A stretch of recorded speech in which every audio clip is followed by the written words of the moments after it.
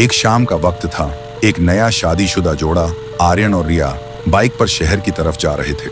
दोनों जल्दी में थे क्योंकि सफर लंबा था। लेकिन थोड़ी दूर जाते ही सामने से एक ट्रक बहुत तेजी से उनकी तरफ आता देखा। आर्यन घबरा गया। उसने बिना सोचे बाइक को एक तरफ मोड़ दिया और एक अनजान रास्ते पर घुस गया। बाइक संभालते संभालते किसी तरह आगे बढ़ी ही थी कि कुछ ही दूर जाकर अचानक इंजन धड़ धड़ाकर बंद हो गया। आर्यन ने दोबारा स्टार्ट करने की कोशिश की, एक बार फिर दूसरी बार, लेकिन बाइक ने साथ नहीं दिया। दोनों ने जब आसपास देखा तो चारों तरफ घना अंधेरा था और हर तरफ सिर्फ एक भरी हुई खामोशी। फिर दोनों बाइक से नीचे उतरे। रिया ने घबराकर खेत की तरफ इशारा किया। आर्यन, वहां देखो। खेत के बीच सूखी घास के बीच एक पुतला खड़ा था। आर्यन ने नजर डाली और हल्का सा हंसा। अरे रिया, ये तो बस बिजुका है, पक्षियों को भगाने के लिए होता है। तुम बेकार में डर रही हो। यह कहकर वह बाइक चेक करने लगा, लेकिन रिया की नजर उस पुतले से हटी नहीं। तभी उसे लगा जैसे उस पुतले का सिर थोड़ा सा, बस थोड़ा सा हिल गया हो। रिया जोर से चिल्लाई, आर्यन, वो हिला, मैंने देखा, वो हिला। आर्यन ने गुस्से में कहा, क्या यार, तुम भी। और वह खेत की तरफ मुड़ गया। तभी एक खौफनाक मंजर हुआ। उस पुतले ने एक अजीब दिखने वाले इंसान का रूप ले लिया। उसका शरीर बिल्कुल सूखा था, रंग अजीब सा नारंगी, आंखें बाहर निकली हुई और चेहरे पर एक शैतानी पागलपन भरी मुस्कान थी। वह इंसान नहीं लग रहा था, बल्कि भूखा जानवर लग रहा था। यह देखकर दोनों की रूह कांप गई। रिया चीख उठी, भागो आर्यन, भागो। दोनों गांव के अंदर की तरफ चीखते हुए जान बचाने के लिए भागने लगे। बचाओ, बचाओ। गांव इतना वीरान था कि उनकी चीखें खुद से ही टकराकर खामोशी में डूब जा रही थी। तभी वह अजीब प्राणी एक जोरदार छलांग लगाता है और सीधा उनके सामने आ खड़ा होता है। उसे देखते ही आर्यन लड़खड़ाकर गिर पड़ा। रिया ने कांपते हुए हाथ जोड़कर बोला, प्लीज हमें कुछ मत करो, हमारी नई नई शादी हुई है। लेकिन उस शैतान की आंखों में कोई रहम नहीं था। एक ही झपट में उसने रिया का गला अलग कर दिया और अगले ही पल उस शैतान ने आर्यन को दबोच लिया। जब तक उसकी सांस पूरी तरह थम नहीं गई, वह उसे कुचलता रहा। फिर खेत की सूखी घास को दोनों के खून से लाल रंग में रंगा दिया और फिर एक खौफनाक हंसी हंसा, जिसकी आवाज गांव की खामोशी के बीच गूंज उठी। फिर सुबह हुई। गांव के इंचार्ज इंस्पेक्टर रायस्टार, जो कभी इसी गांव का एक लड़का था, एक हवलदार के साथ वहां पहुंचा। खेत में उन्हें सिर्फ लाल खून के दाग मिले और जमीन पर पड़ा एक कद्दू। लाशों का कहीं कोई निशान नहीं था। हवलदार ने घबरा कर पूछा, सर, यहाँ कोई जंगली जानवर रहता है क्या?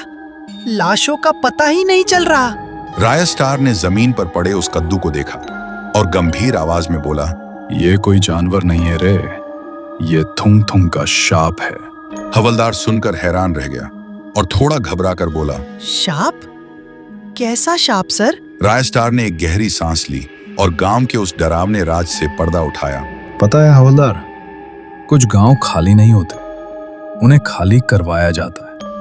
ये बात तब की है जब मैं छोटा था, 20 साल पहले। सुखापुर एक भरा पूरा और खुशहाल गांव था। इन खेतों में हरियाली थी, लेकिन फिर गांव पर एक मनहूस साया पड़ गया।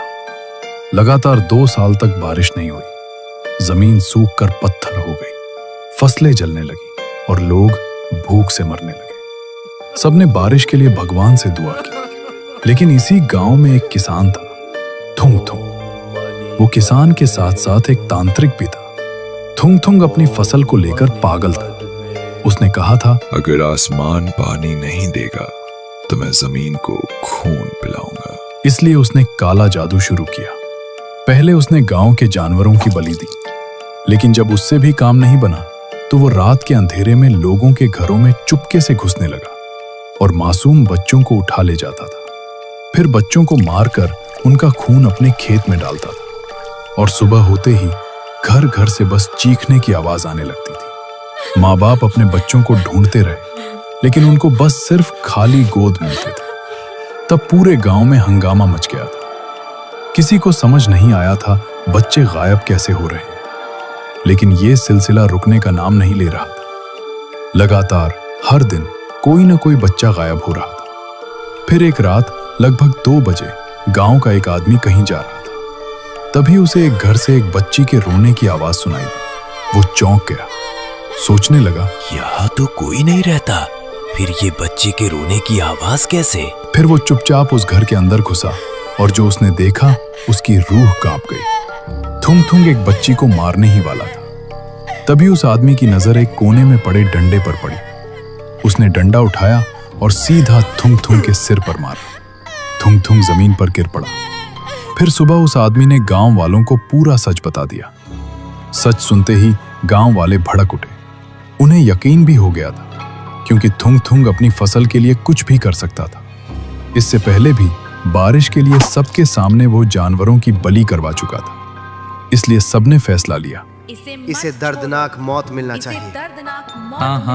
हाँ, दर्दनाक मौत। इसे मत छोड़ो। इसे भी दर्दनाक मौत मिलनी चाहिए।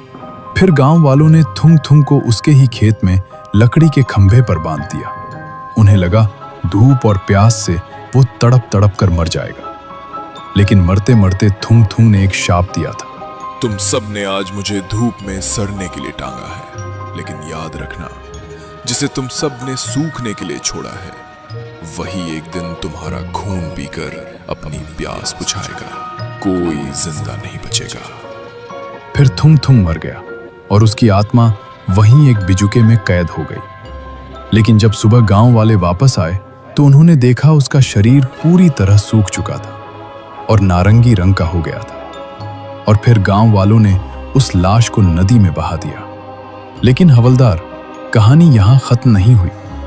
थुंग थुंग के मरने के कुछ ही दिन बाद गांव में अजीब घटनाएं शुरू हो गईं। एक रात रामू काका, जो गांव के सबसे पुराने किसान थे, अपनी भैंस ढूंढते हुए उस श्रापित खेत के पास आ गए। खेत में गहरा सन्नाटा था, लेकिन रामू काका ने देखा खेत के बीच में खड़ा वो बिजुका अपनी जगह से गायब था। रामू काका ने मन में सोचा, अरे यहाँ तो पुतला खड़ा था, कहाँ गया? तभी उन्हें सूखी घास पर चलने की आवाज सुनाई दी। रामू काका डरते हुए पीछे मुड़कर देखते हैं, वहां थुंग थुंग खड़ा था। उसे देखकर रामू काका डर के मारे कांपने लगे। लेकिन अगले ही पल थुंग थुंग ने अपने सूखे नारंगी हाथ से रामू काका को बीच से फाड़ दिया। जब सुबह गांव वाले आए तो सब कांप उठे। किसी को कुछ समझ नहीं आया ये कैसे हुआ। सबको लगा ये किसी जंगली जानवर का काम होगा।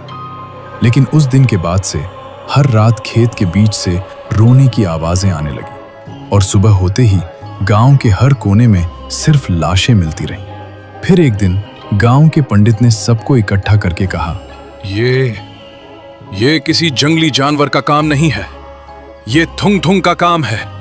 वो पिशाच बनकर वापस आ चुका है। हमें ये गांव छोड़ना पड़ेगा, वरना एक एक करके हम सब मिट जाएंगे।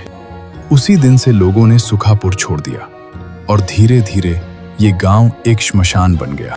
हवलदार ने डरते हुए कहा, सर, तो वो पुतला अब कहाँ है? यह सुनकर रायस्टार ने खेत की तरफ देखा ही था कि तभी उसकी जीप के पीछे से एक अजीब सी हंसी की आवाज आई। रायस्टार जीप के पीछे देखता है। पीछे वही नारंगी रंग का बड़ी बड़ी आंखों वाला इंसान खड़ा था और अगले ही पल वह रायस्टार पर झपट पड़ता है और सब अंधेरा छा जाता है। तभी एक आवाज गूंजती है, बेटा कितना सोएगा? दोपहर के 12 बज गए। जैसे ही अंधेरा हटता है, रायस्टार होश में आता है। वह समझ जाता है कि वह सिर्फ एक सपना देख रहा था। घबराकर वह उठता है और बाहर निकलकर देखता है। सब कुछ ठीक था, गांव में हलचल थी। यह सब देखकर रायस्टार को थोड़ा सुकून मिलता है। रायस्टार ने खुद को तसल्ली दी कि सब ठीक है, पर उसके कानों में वह हंसी अभी भी गूंज रही थी।